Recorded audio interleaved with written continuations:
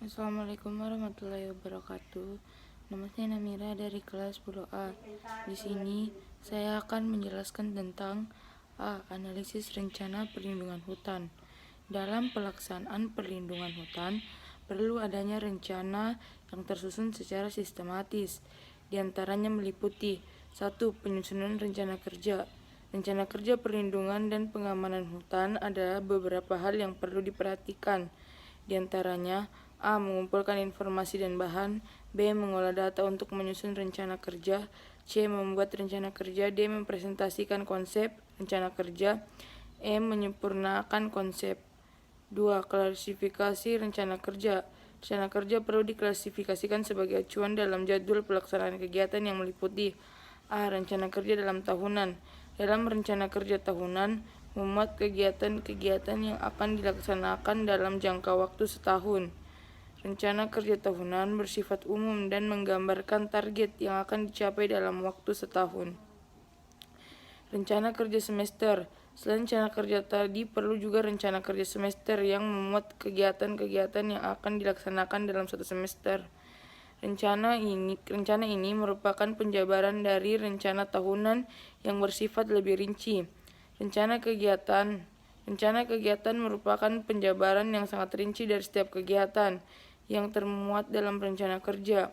Dalam rencana kegiatan, tujuan, sasaran, target yang akan dicapai, metode pelaksanaan, personil pelaksana, dan pembiayaan telah dibuat secara rinci. Jadi, rencana kegiatan merupakan dasar dan paduan pelaksanaan suatu kegiatan. 3. Jenis rencana kerja. Penyusunan rencana kerja perlindungan dan pengamanan kawasan hutan yang harus dibuat oleh polisi kehutanan adalah A. Rencana kerja penanggulangan kebakaran hutan. Perencanaan kerja penanggulangan kebakaran hutan bertujuan untuk memberikan arah dalam mencegah, mengendalikan, dan memadamkan kebakaran hutan.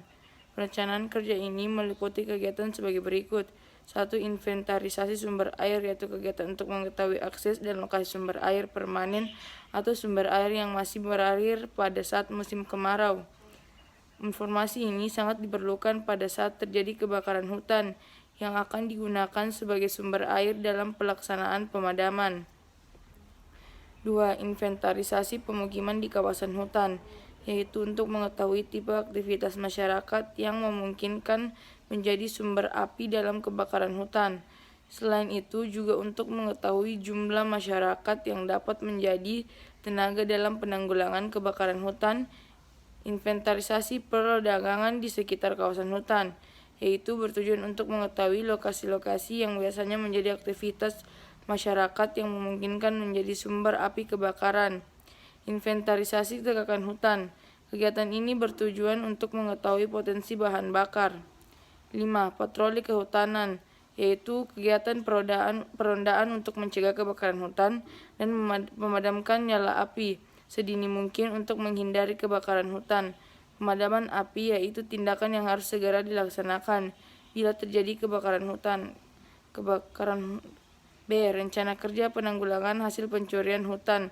Perencanaan kerja penanggulangan hasil pencurian hutan bertujuan untuk memberikan arah dalam mencegah dan memberantas pencurian, penebangan liar dalam kawasan hutan, termasuk peredarannya, di mana rencana kerja ini meliputi kegiatan sebagai berikut. Inventarisasi daerah rawan penebangan liar dan akses yang digunakan untuk penebangan liar, serta peredaran kayu secara liar. 2. Inventarisasi tegakan hutan. Kegiatan ini bertujuan untuk mengetahui potensi kayu dan nilai ekonomis penjagaan dan patroli hutan, yang merupakan kegiatan perondaan untuk mencegah terjadinya pencurian hasil hutan dan penebangan liar, serta peredaran hasil hutan secara liar. Koordinasi pemberantasan penebangan liar dan peredaran hasil hutan dengan instansi terkait lainnya. Rencana pelaksanaan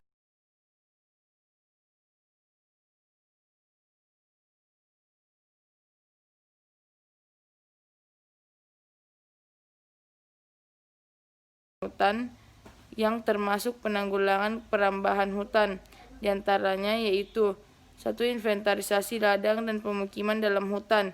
2. Kegiatan pengumpulan data dan informasi yang meliputi jumlah unit ladang, luas ladang, pemilik ladang, jumlah pemukiman dan masyarakat yang berada dalam kawasan hutan. 3. Inventarisasi pemukiman di sekitar kawasan hutan meliputi jumlah unit ladang, luas ladang, pemilik ladang, jumlah pemukiman masyarakat yang berada di sekitar batas kawasan hutan, aksesibilitas, dan lain-lain. Penurunan perambahan dari dalam kawasan hutan merupakan kegiatan yang telah dikoordinasikan dengan pemerintah daerah untuk mengeluarkan perambahan dari kawasan hutan. D. Rencana penanggulangan hama dan penyakit.